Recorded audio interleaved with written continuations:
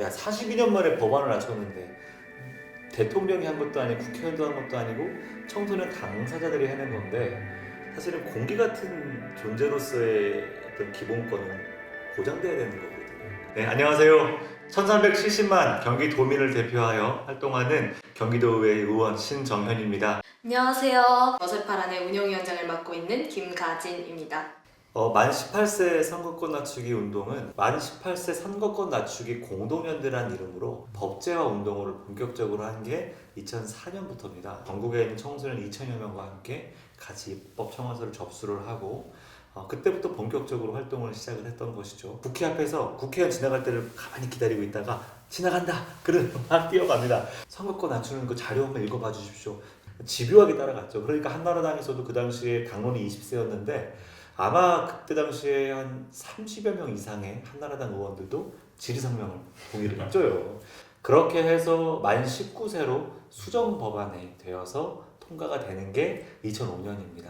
이것에 대한 실패감으로 엄청나게 슬퍼했던 시기이기도 해요. 그 시기에 많은 분들이 그렇게 얘기를 해주더라고요. 야 42년 만에 법안을 낮췄는데 대통령이 한 것도 아니고 국회의원도 한 것도 아니고 청소년 당사자들이 해낸 건데 이게 얼마나 훌륭하고 대단한 일이야.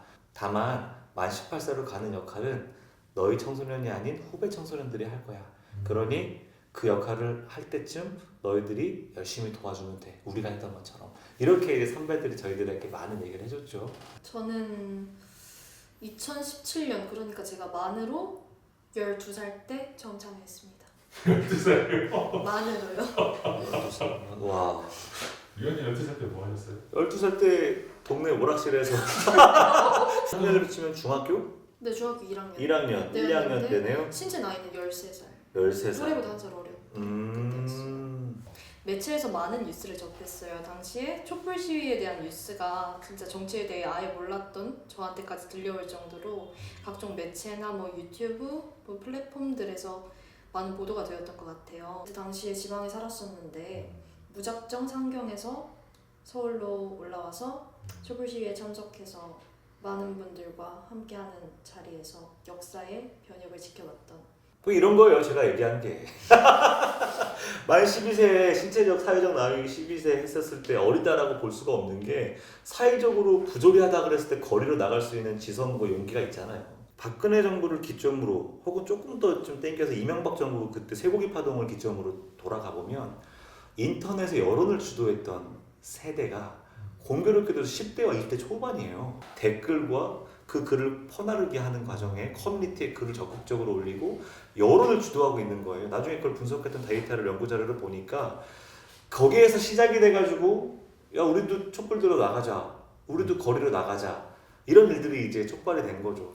소위 우리 사회가 기본권이라는 것들을 위해서 투쟁했다는 역사가 있잖아요. 과거의 여성들 혹은 뭐 미국 같은 경우 흑인들 배제되어 왔던 논리로서 여성이라서 부족해, 흑인이라서 너희들은 어리석어, 청소년들은 미성숙해. 사실은 공기 같은 존재로서의 어떤 기본권은 보장돼야 되는 거거든요. 참정권, 그 중에서도 선거권이라 하면 나의 필요를 인지하고 요구할 수 있는 사람에게는 다 주어져야 된다. 뭐 어떤 분은 그런 얘기도 하던데 시험 보게 하자는 거예요. 공부 시험 봐서 이제 성적 좀 잘 나온 사람들에게 주자. 그런 논리라고 왜 청소년만 합니까? 치매가 있던 병이 있던 지식이 학력이 어떻던 다 주어지잖아요. 근데 왜 청소년들한테만 그런 걸 요구를 하는지 이제 그런 것들은 우리 사회가 조금 그 편견을 깨뜨리고 공기처럼 그냥 주는 거예요. 개개인이 정치에 직접 참여하게 함으로써 내가 어떤 당을 지지할 수 있고 어떤 후보를 지지할 수 있으며 어떤 정책에 대해 찬성을 할 수 있는지 본인이 스스로 깨닫게 되는 기회를 만들어야 한다고 생각해요. 그리고 그에 앞선 제도가 투표권 연령 폐지겠지. 제가 의원이 되기 전까지는 청년운동을 하고 있었어요. 청년운동도 나이가 정해져 있잖아요. 영원히 뭐 환갑돼서 청년이라고 할 수는 없잖아.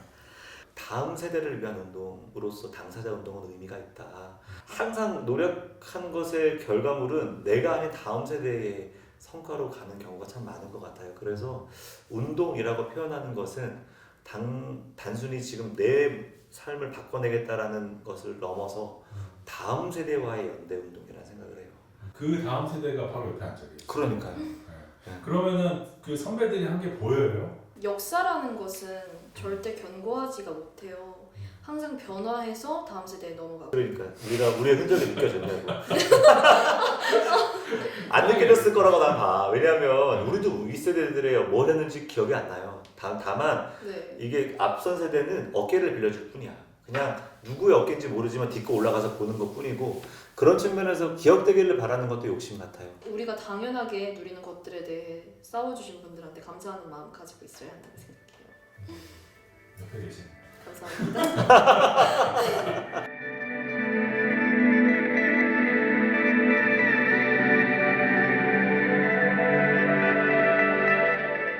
유명한 말이 있죠. 선거가 끝나면 우린 모두 노예가 된다. 어찌 보면 지금의 민주주의의 약점을 다 표현하는 말 같습니다.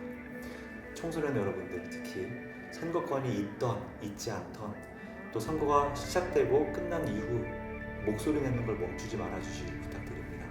투표하신 여러분들이 혹은 투표를 하지 못한 청소년들이 선거 끝난 이후부터 정치인들이 똑바로 하는지 안 하는지 계속해서 목소리 내주시고 비판해 주시고 혼쭐을 내주시고 필요한 정책 제안해 주시고, 그래서 선거 끝난 이후에 노예가 아니라 진짜 주인이 되어 주시기를 부탁드립니다.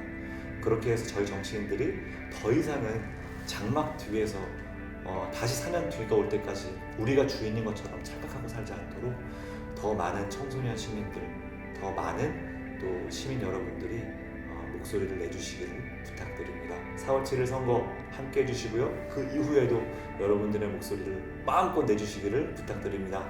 감사합니다.